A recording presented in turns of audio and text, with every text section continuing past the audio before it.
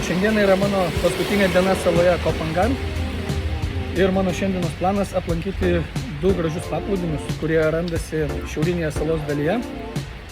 19 km nuo mano viešbučio ir važiuoti apie 35 minutės. Paplūdimiai vadinasi vienas iš jų Malibu, o kitas Koma. Taip pat iš Koma paplūdimio pėstute galima pasiekti gretimą negyvenamąją salą. Palauksiu, kol praeis lietus ir bandysiu judėti.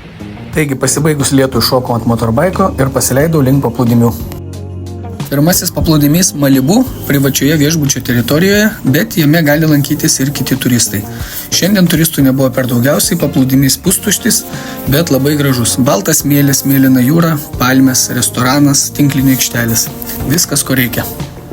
Paplūdimys veikia nuo 8 ryto iki pusės 6 vakaro.